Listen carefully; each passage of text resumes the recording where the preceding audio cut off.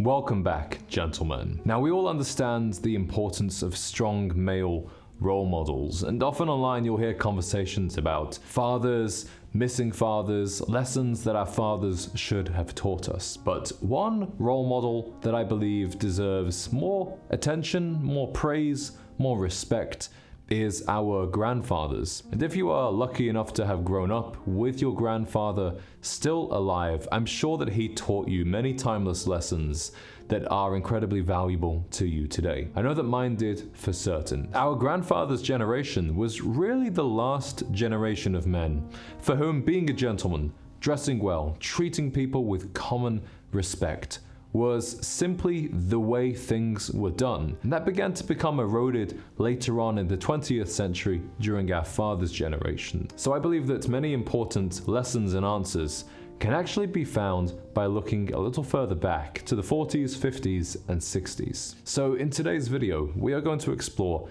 7 life lessons that your granddad should have taught you.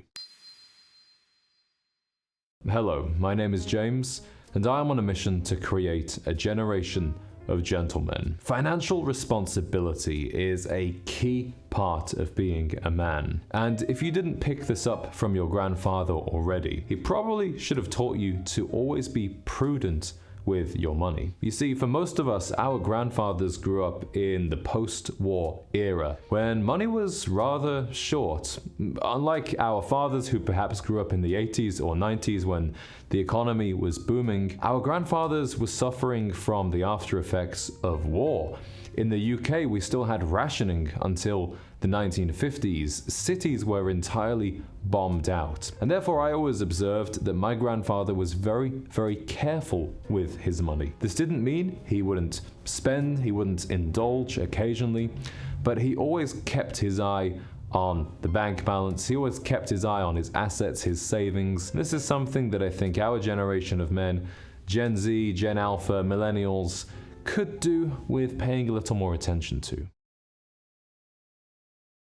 Even when my grandfather was very elderly and pretty much housebound, I almost never saw him in anything less than a crisp blue dress shirt. And I love how for our grandfather's generation, dressing to a high standard wasn't just something they turned on for the right occasion. They didn't just dress up when they had to.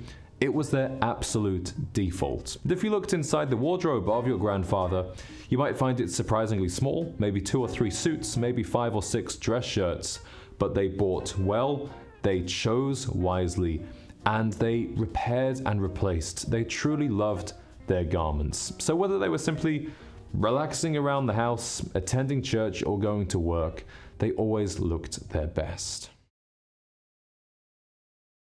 Our grandfather's generation understood that looking your best isn't just about the clothes you wear, it's also very much about the way you groom yourself. Traditional grooming routines might seem somewhat rudimentary compared to all of the different products and routines and items that we have available today as men, but often the classics are the best. And one classic brand that I'm very proud to be associated with is Caswell Massey. This brand has been around since long before our grandfather's time. They're actually one of the oldest grooming brands in America. In fact, they've been around since 1752, and they make simply the greatest shave creams, soaps, and fragrances that any gentleman would enjoy. Just behind me here, I've got a small selection of some of my favorite items, including their number 6 shave cream, their triple milled barred soaps, and of course their eau de parfum fragrances. A couple of my favorites are LX48, which I wear as somewhat of a signature in the evening, and then Jockey Club, which was actually worn by John F. Kennedy. So if your grandfather was an elegant, well-groomed man in the United States, there's a decent chance you might actually even recognize some of these products from his bathroom counter. But either way, you ought to try these for yourselves, and we've got a discount for you. Gentleman's 10, using the link below, that's the code you need to get 10% off anything at Caswell Massey. I know you will not regret trying these products. We often look back to our grandparents' generation as a more romantic time, and it seems like things were so much more simple before dating apps and divorces became so common. But the truth is, our grandfathers never stopped courting our grandmothers. They never stopped dating them. They never stopped making them love them more every single day. I remember my granddad used to use that word all the time, courting. And it's really a very old-fashioned term that basically means showing that you are a fine suitor, showing that you are a suitable candidate, showing that you are eligible. And that generation would continue to do that even when they were their steady girlfriend, their wives for 10 or 30 years. And I think that's really beautiful. You'll also see that men of that generation treated women with an inherent respect. And it was seen as part of being a man. It was a manly duty to treat women kindly, to be chivalrous. Today, men might even mock that, or some women might not even necessarily appreciate that. But back then it was a simpler time. I still think that women do actually appreciate it today. And any man who is a gentleman, any man who is chivalrous, will likely be able to back me up there. A very sentimental lesson that our grandfathers taught us is to treasure our possessions. When you think back to your grandfather, perhaps there were 2 to 3 items that you distinctly associate with him.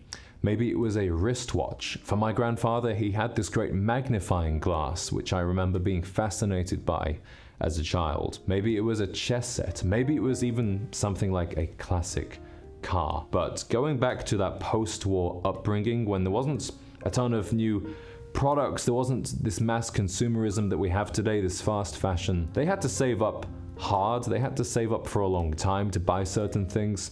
So when they did, they bought high quality and they treasured those possessions, enabling them to pass them down for generations to come. So think about today, when you make your purchases, when you make your investments in physical items, is this something that maybe I'll be able to pass down to my son one day? Is this something I'll be able to pass down to my grandson even? That is a wise purchase. It's no secret that our grandfather's generation certainly liked a drink. They liked drinking a lot more than men of our ages do, and drinking was just an ordinary part of American life, of Western life, in fact, of life all over the world. And this was really before we had an understanding of the health consequences. But I will say this, I never saw my grandfather get drunk. I know that he certainly enjoyed a whiskey, certainly enjoyed a beer, but men of this era, particularly once they'd reached an age of maturity, learned how to hold their liquor. So I am all for enjoying a cocktail, a whiskey, having drinks with friends, but as a gentleman, you never want to take it too far. So whether that means having something like a 3-drink limit, avoiding certain forms of alcohol, or honestly, making sure that you eat properly, that's a big one that helps. Know how to hold your liquor. That way you can enjoy the nice beverages, you can enjoy the nice evenings out, the experiences, like we have a whiskey tasting, Whiskey and Watches coming up in New York in September. You can enjoy that evening without worrying about making a fool of yourself. When you think of your grandfather, you probably don't remember him being a particularly verbose man. I don't think any of us would describe our grandfathers as yappers or gossips. And men of that generation, they had the kind of Gary Cooper archetype. They were strong and silent. And I remember going to visit my grandfather many a time, and he would sit in his chair and really not say too much. But men of that generation were comfortable with silence. Today, we're so used to distractions on our phone, we're so used to constant stimulation that I'm afraid we've trained ourselves to no longer be comfortable with silence. But silence is power, silence is incredibly useful in communication. Silence is also important in bonding with other people, because the ability to sit quietly together without it feeling awkward is a sign that you two are truly connected. Gentlemen, I would love to hear from you in the comments. What is one lesson that you learned from your grandfather? I really look forward to reading these responses. Remember to check out Caswell Massey if you haven't already, using the top link in the description and the code GENTLEMANS10. And if you'd like to be more connected with like-minded gentlemen in your area, all over the world, as I mentioned, we do have that Whiskey and Watches event coming up in New York. We've also got regular meetups happening in cities as far between as Chicago, Texas, and even Sydney, Australia. So if that sounds like something you'd like to be a part of, I'll put that down in the description as the second link also. Thank you very much for watching, and I'll see you in the next video.